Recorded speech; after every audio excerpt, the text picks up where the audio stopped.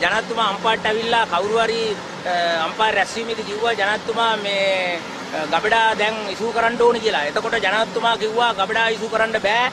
මේ කලින් ආණ්ඩු කරපුවා කරන්න බෑ. VLM මණ්ඩලයට පාඩු සිද්ධ වෙනවා.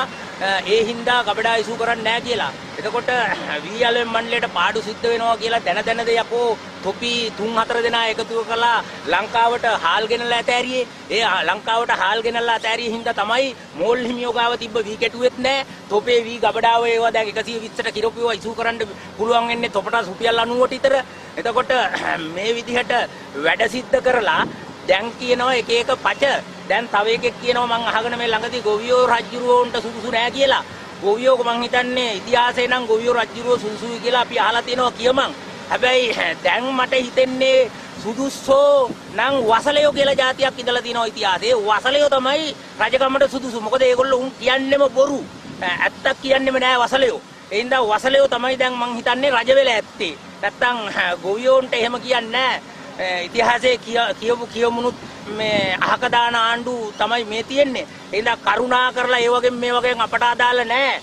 මේ VLM මණ්ඩලයේ තියෙන වී තොපි කොයි ලෝකේ හරි අරන් ගිහිල්ලා වී ටික ගන්න තොපට මේකට වැඩ පිළිලක් හදන්න වෙනවා. එහෙම නැතිනම් තොපට ලංකාවේ තියෙන කුසිකර්මාන්තයේට සාධාරණ ඉෂ්ට කළා පාරිභෝගිකයාට හාල් ටික කන මිනිහට යම්කිසි මිලකට කන්න සාධාරණ එතනත් සහතික කරගෙන යන්න බැරි ආණ්ඩු කිසිසේත් රටේ අනාගතය ගැන හිතන්න බෑ. ඒ හින්දා කරුණා කරලා මේ ලංකාවේ තියෙන මේ කුසිකර්මාන්තේ නිසි කළමනාකරණය කරලා ගෙනියන්න බැරි තොපි අපි දාන්නේ තොපි වසලයෝ ගන්නට. වසලයෝ කණ්ඩායම පුළුවන් තරම් ඉක්මනට කරන්න පුළුවන් මිනිහෙක් හොයලා බලලා දීපල්ලා.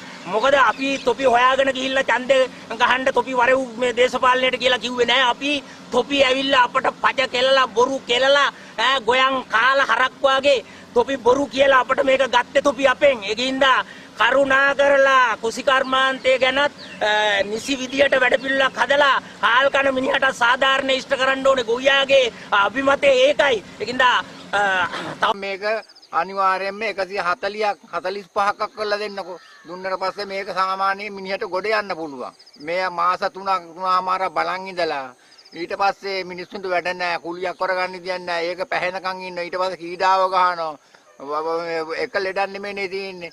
අලුපන් රෝගෙයි. පුළුවන් තරම් මොහෙලාට කල්පනා කරලා ජනාධිපතිතුමනි ඔබ මේක හොඳ කල්පනා කරලා මේ ගොයියා එදා ඉඳලා අඹුරේ ගහගෙන කුඹුරු කරපු.